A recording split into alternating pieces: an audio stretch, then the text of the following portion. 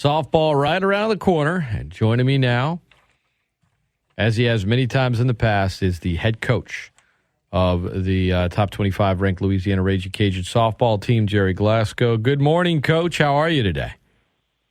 Good morning. Just fighting through these last few days to get to the opening day. It's kind of an exciting time, but also a stressful time. Yeah, what are the let's start there. What is the biggest stress when you get to, the last week, or in this case, 8 or 9 days, just that last stretch before the season has that official first pitch? What's the biggest challenge? What's the biggest stress? Well, you want to work everybody's working as hard as they can work, trying to get everything as close as we can get it to being ready for opening day.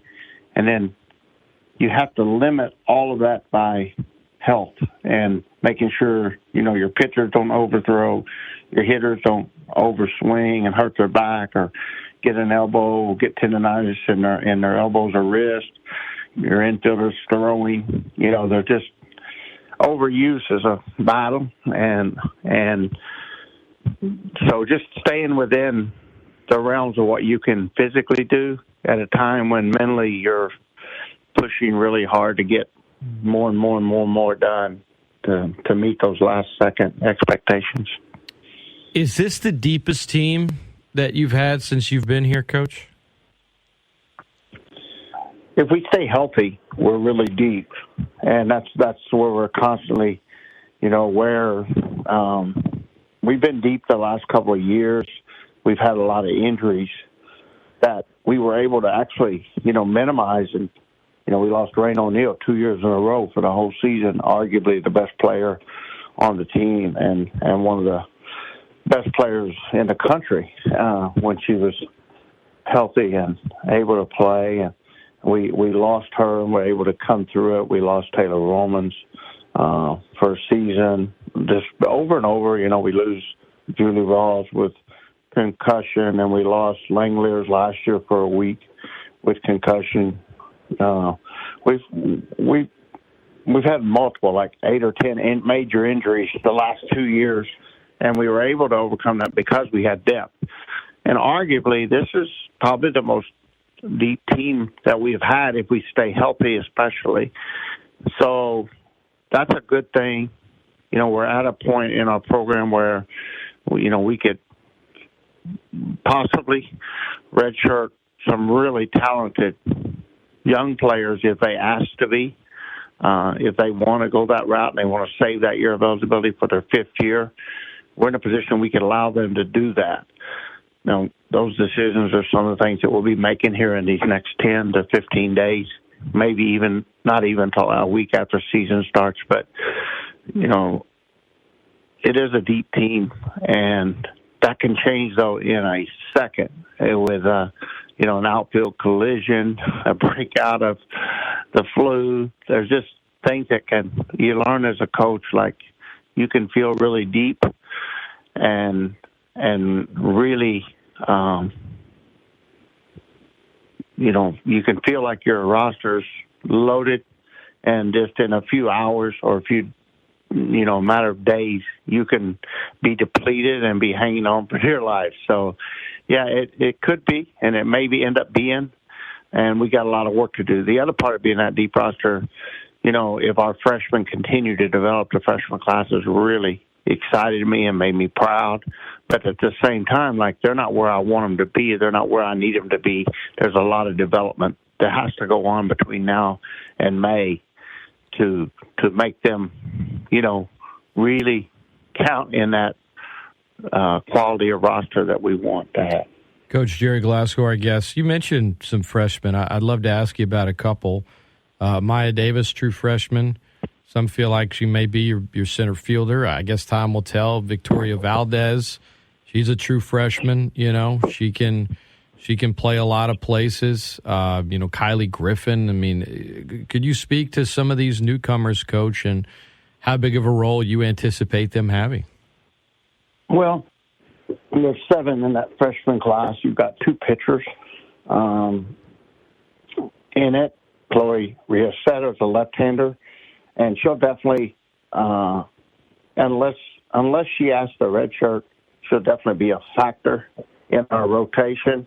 We're coming down these last 10 days, and I don't think Coach Justin knows yet where he would exactly see her in that rotation. So as we get to the right end of the preseason, we'll explain where we see her, where he sees her, and then we'll give her, the feeling of what he's thinking exactly. And then we'll decide if it's going to be if she's going to get enough innings that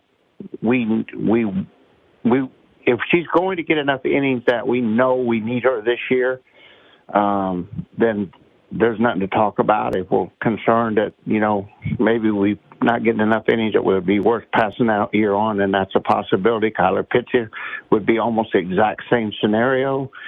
And then you've got 5 position players. Vic Valdez is a catcher, third baseman.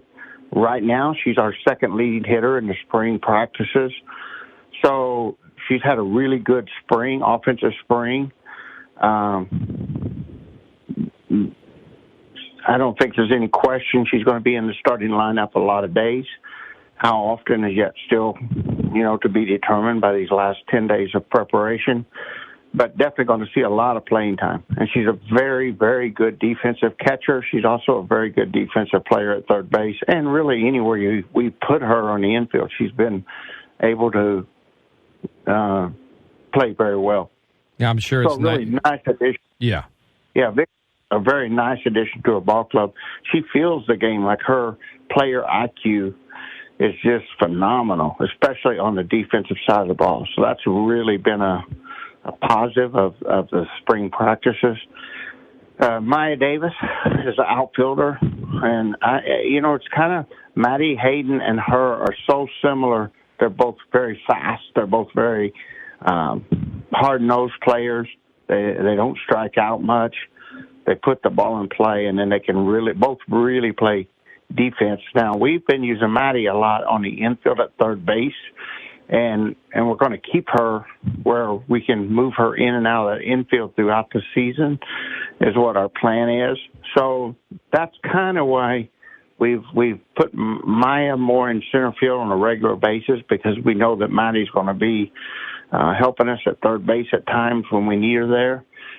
And it also allows us to make some room in that outfield that's really talented, especially in that sophomore class where you've got a really good Kayla Falterman. Sam Grader is now back. And it's just a really good outfield group. We've also had Taylor Roman out there quite a bit. We've also had Jordan Campbell out there quite a bit. So, and Carly Heath. So, moving Maddie's the one. She's played shortstop in high school. She's just really good on the infield, and she's a little bit more versatile where she can come in and out. And that's kind of the reason that we've got Maya in center.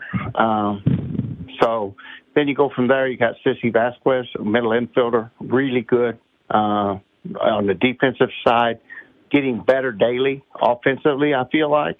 And it's just a matter of how fast we can catch her offense up to her defensive, because her defensive game is superb, and we need that. And she'll definitely, be a defensive player for us in any game that she doesn't start. I would expect to see her, especially in late innings. But I think she's going to start a lot of games for us this year. You mentioned defense. Coach Gerry Glasco, our guest, Louisiana Ragin Cajun softball coach. You guys had spurts of inconsistency last season on defense. How much has defense been a focus last fall, in January, and leading up to this season opener 9 days away? Well, it's been a huge focus. I mean, we've really put an emphasis on it. We understand that, in the areas of the game, you've got defense, offense, pitching, and I felt like there's room that we can grow on that defensive side and, increase the number of runners that we threw out this year, turn more double plays, make less errors, but not just that, just get to balls. There was times there were plays we didn't make an error on, but we just didn't cover the infield like we want to cover the infield. And then outfield, I thought was probably our strength last year. I thought we had a pretty good outfield, but they were young, and so we know we can get better. And we're just, we're working hard to get better in every phase of the game: pitching, offense, defense. But we've taken away, I think, and moved a lot of the offensive time over to the defensive side this year, and it's starting to show. Like, I feel really confident that we've made some really good improvement on the defensive side. Coach Gerry Glasco, our guest, your pitchers. I want to, get your thoughts a little bit more on that. I will tell you, months back, one of my daughters was on a field trip out there. She's young, and she went and was watching Coach Robichaux and Coach Prejean work with Kendra Lamb and Sam Landry, and then they let her watch. They signed a little ball for her, made her feel really special, and she'd been to a game with her grandpa before. But let's just say, she's got her eye on the pitchers. So even though she's young, she wants me to ask you about the pitchers for sure. But that was very nice of Coach Robichaux and Coach Prejean, and they definitely made her feel special. And your team has always done a great job. I know you had Fan Day last week, but just of reaching out to the fans, and I just wanted to say that before I ask you about this staff. You mentioned a couple of freshmen who can throw, but you've got familiar names, Coach. I mean, Kendra Lamb, Sam Landry, Megan Schwarman.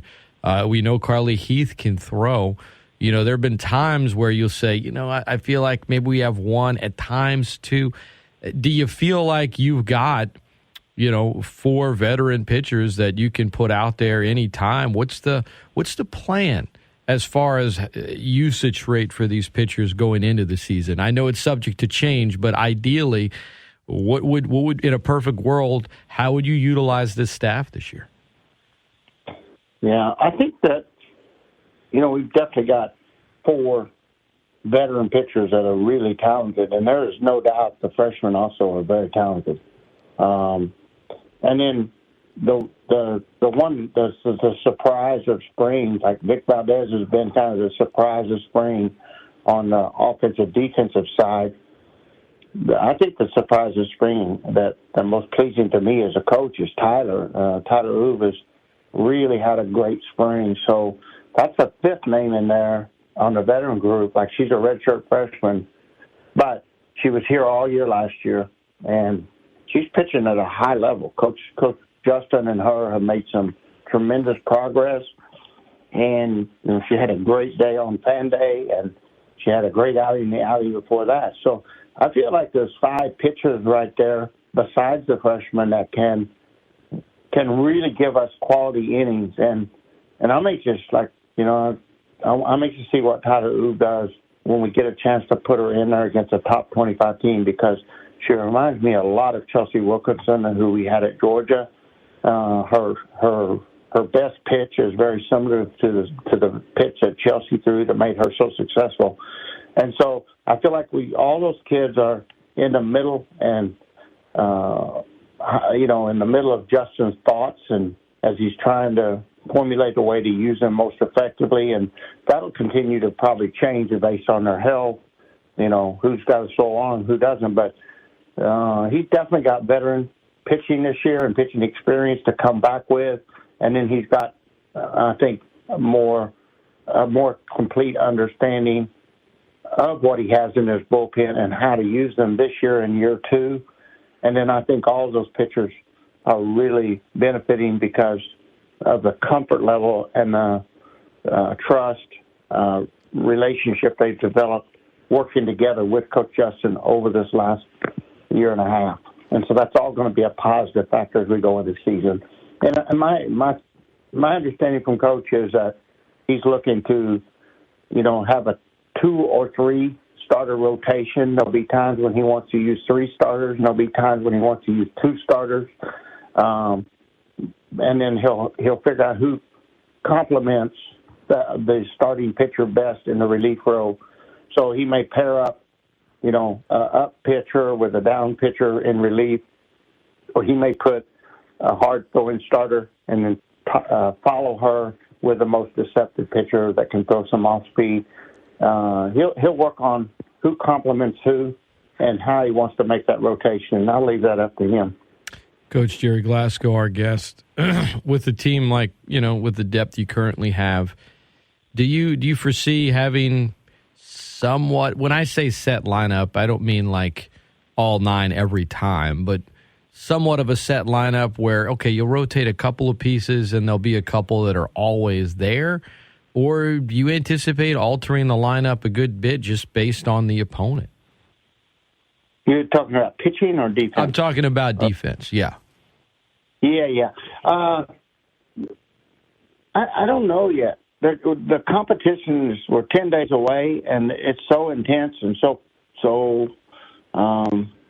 close that I'm not sure whether I'm going to have I know I won't have a 9-player rotation. I'm going to have a 11, maybe even 12, maybe 13-player rotation based on what I see here down the last 10 days. Okay. So I think you'll see between 11 players that get really significant innings and significant playing time. And I would think that there will be, a group of 3 or 4 that I feel like come season on February 9th, I got to have these 4 in the lineup to win any given day. But I feel like I can rotate these other 7 in these last 5 spots or maybe even 8 in these last 5 spots. And that allows us to always have players ready and have depth. And it keeps some really good, important, hard-working players involved and helping us win games and keeping our program. So I like, if you look at what we did last year, I was able to play a lot of players. I think every freshman had 60 or more at-bats, something like that. So if you take 3 at-bats per game, if you get 60 at-bats, that's the equivalent of 20 games. I really like that. Last year was a building year where I was trying to build depth and experience for the future. This is a year right now I'm going to go into it not trying to do anything based on the future. It's all about this year.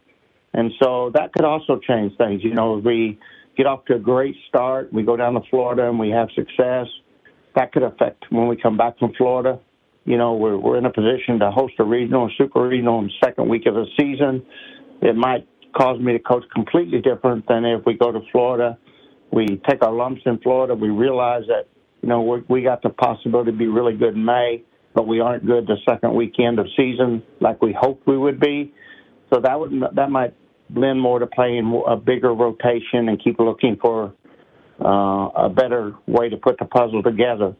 So everything will be based on how the season flows. I don't have a preconceived idea. Yeah. I do know I have 12 or 13 really nice ball players that I would have loved to have when I got here in 2018, and I'm just absolutely thrilled to have them now. Coach Gerry Glasco, our guest. Let's wrap up with something you just touched on, and you mentioned Florida, right?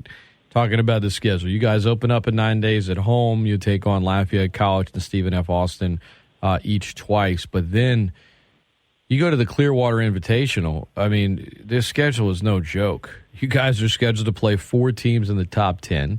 Then you go and take on Central Florida and Orlando shortly thereafter. They're ranked 15th. Of the 7 games you play on that Florida road swing, 5 of those are ranked in the top 10. Then you also have Michigan, who's ranked in some polls, and then throw Indiana in there. You come home, you face off against LSU twice.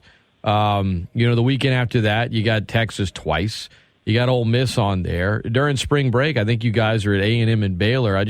Off the top of my head, Coach, I might have missed 1 or 2 in there. I think you got Florida in there. I mean, this schedule, when you guys put this together, I know being at UL, you're often thinking about RPI and regionals and super regionals and how to be able to host and how that schedule can dictate that.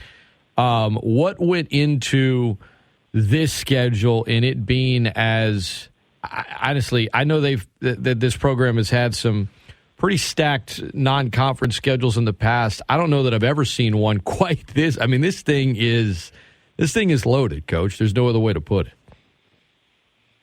Yeah, I went back and I looked at the schedule from like 2000 on, and it looked like that the formula at that time was to play 9 to 10 Power 5 teams, and 6 to 8 of those Power 5 teams would be top 25 type teams. And I looked at that, but it's a new generation, and it's not the RPI formula and the way things are working now. And I looked at really closely at what Central Florida did last year. Central Florida was a 16 seed, I think, maybe 15 seed, but they got into the seeding for the regional. And the way they did that was they played about 15 games against top 40 teams. And they didn't even win. I think they didn't win. I think they only won less than 50% of them, but they had some big wins, important wins. It showed they could play ball, and that's what I tried to do. I tried to look at what they did. I think we have the talent on our roster to do that. And I think that it gives our kids a chance. I don't know that we have to win 10 of those. There's 19, I think, games against Power 5, 2 being Rutgers. But there's basically probably 15 games, 14 games of teams inside the top 50. Mm-hmm. When you count in Baylor, Texas A&M, Michigan, Indiana will probably be number 60. And that at the end of the year, I would expect them to be in that 60, 70 range. At the lowest, they could be as high as 40 or 50. So if we can win, between 33% of those games and 50% of those games, I think you're in a position to host the regional, especially if 2 or 3 of those wins are against top 10 teams. That's the key. Like, we have to pick up some wins against top 10 when we play that many. I've given us a lot of opportunity. You don't have to win every game against top 10. You don't have to go 500 against top 10 to be a top 16 team. And then the key behind all that is when you get done, you have to dominate the conference. And so I think I look at it this way. It's a no-lose situation. We go in, we're going to play as hard as we can. If we aren't capable of winning those games in February, it's going to make us better for the conference. We dominate the conference. And then we come back out and we use the things that we learned in the early season to make a better run at the end of the season on the road in the regional or super regional. That's not putting us in any different position than we've been in the last 2 or 3 years. But on the other hand, if we can go out and we can win, if we can go 8-10 in those 18 brutal games, you're going to probably be in a position to host a regional as long as you pick up a win over some of the top 10 teams. The other side of that is, what if you get red hot and you go down to Florida and you pick yourself up 4 or 5 wins, or you go to Texas and you get a win over Texas, or you go to Florida and you get a win over Florida, and then you play well against Ole Miss here at home and LSU, then all of a sudden you possibly could be in a position to actually host not only a regional but a super regional. So the schedule is just what I felt like the girls deserve. They deserve the opportunity. What we can do with it, what we can make out of it, that's what we're going to find out. But it's exciting to a coach. And then it gives the fans the knowledge that, we did what we could do. We went out and we played everybody we could play. And, we'll know what kind of ball club we got going into the Sun Belt Conference season. And we'll just continue to get better every day in practice, or try to get better every day in practice from that point on. And it won't be long now. We're gonna be in the middle of it. We'll know where we're at. Tell you what, man, it will. It can go by fast. But to your point, you mentioned it earlier, a lot of how you guys begin the season and how you do in Florida and in non-conference can dictate your approach to the rest of the season. And you don't want to box yourself into a particular lineup, particular way to play. You kind of let it play out. So on one hand, Coach, you have that balancing act of, look, we're taking it day to day. We want to win all our games, while also looking at the bigger picture and your ultimate goal this season. And I know y'all's goal is to get to Oklahoma City and play in a Women's College World Series. And it's one of the things that you've worked on, right? Kind of that balance. But you've also, I want to commend you. You've always been great about communicating that to the fan base and being very open about why you guys do things a certain way and explaining it in a way that I think makes it easy to understand. So I appreciate you taking the time. Anything else, any words you want to share with the fan base before we let you go this morning? Yeah, the schedule, too, is not just about this year. I think it's important that fans understand that. Like, getting A&M back on the schedule was huge, so we're going to A&M, and they'll come here. Baylor last year was not in a position to play us. 2 years ago, they came to us, so it was my turn to go to them. But they'll be back here. So this is a year when you look at the schedule, if you're a season ticket holder, you say, man, wish we had a few more home games. But Florida had come here. We went there. Now we're going back to Florida again. And I have the guarantee. I have Timmy Walton's word that he'll do everything he can to come in here and play on his way to LSU or some way, somehow. But, it's not something he can put on paper that he'll come. But we're going to a lot of these places, and you can expect to see us get return trips from them in the next few years. Texas was here for a doubleheader last year, so we'll go to a tournament in Austin. And we probably won't get them here for a tournament next year, but we can probably get them back for a doubleheader on their spring break, something like that. We've got a really good relationship there. So some of this is about building relationships for the future to keep our program, on a national level, known as a program that's competing with the best. So in the short term for this year, where we don't have as many home games against top teams as we have on the road, just be patient, because that's the plan, obviously. And like Ole Miss is coming to us this year. We'll definitely have to go to Ole Miss next year and get with them.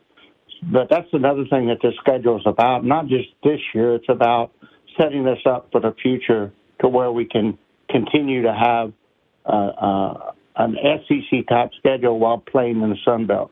So just so fans understand that it's not just this year, because I have had a few fans say, well, man, we want these games at home. Well, I do too. I would much rather play Florida, Texas, Texas A&M, and Baylor all here.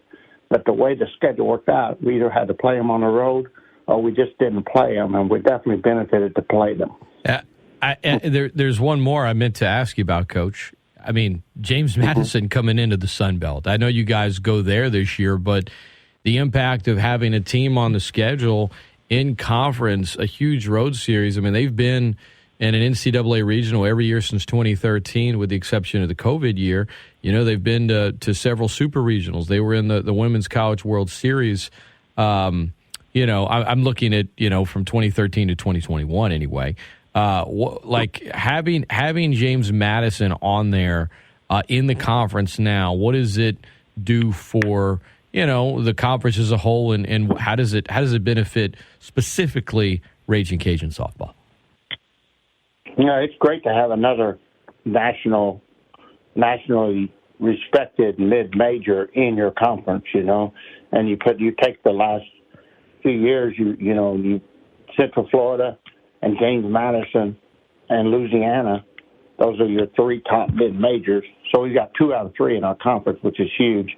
If you look over the last 20 years, Fresno State was that type of program, but they're not quite there right now. And James Madison had a little bump in the road there after the World Series. I think that's to be normal.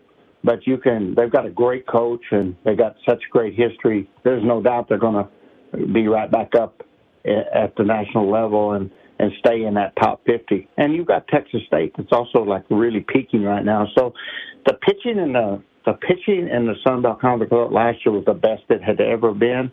And I think that with James Madison bringing in a really talented freshman pitcher, and you've got Marshall that's having success, this is really our Sun Belt Conference has really grown and improved.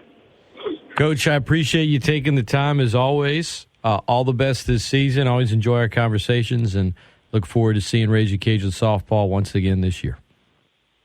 All right. Thank you. All the best. That is Gerry Glasco. Go Cajuns, he said there at the end. I appreciate him coming on the show.